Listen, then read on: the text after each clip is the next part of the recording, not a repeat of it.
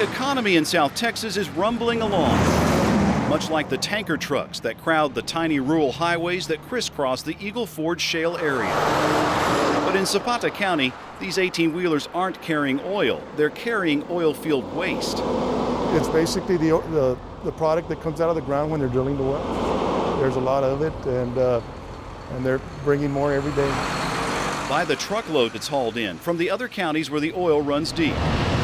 Waste containing dirt, oil sludge, barium, lime, arsenic, lead, benzene, and other sediments. So much waste that the company hauling it has asked the Texas Railroad Commission for permission to build another dump.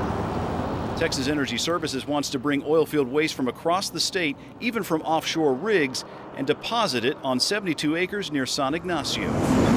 We're scared of the environmental risks that may come with those sites. We don't know exactly what chemicals are involved in the process that are disposed of these sites, so yes, it scares us. Zapata County has 2 other oil field waste sites already. The smell is intense and constant, the air heavy with the odor, much like the smell inside a dirty auto mechanic shop. This is a very important event. The odor from this open pit have serious consequences to our operation. John Banworth joined hundreds of residents in a town meeting discussing the proposed dump site. I can't imagine. It's absurd that it's even being considered for this area.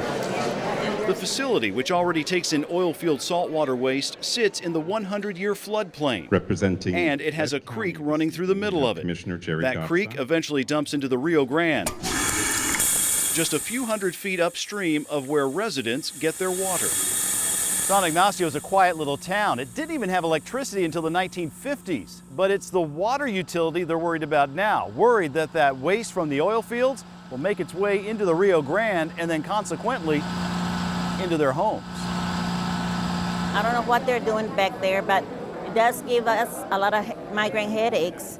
And I'm having respiratory problems right now. There will be more noise. The CEO of Texas Energy Services, John Crisp, was in the crowd. His company has been in business in Zapata County since 2004. Crisp told residents the environmental effects were being exaggerated. We're proposing an engineered facility, line pits, addressing groundwater, addressing the flood issues, being monitored, sampled. This is a town that was settled by Treviños, Uribes, Benavides. Hector Uribe's family has been here since the town's humble beginnings. He says San Ignacio remains much the same as it was in the 1800s. It's a community that survived Mexican insurrections and armed revolts. This is a community that's been here and is very, very proud of its history.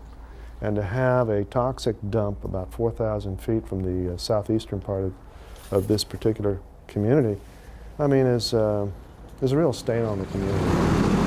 Uribe says townsfolk view this latest struggle as an environmental threat to San Ignacio's air, water, and way of life. We want to keep it quiet. We want to keep it clean. We want to think about our future. We want to work hand in glove with our energy partners. We want to make sure that it's not anywhere near San Ignacio. In Zapata County, Joe Conger, KENS 5, Eyewitness News.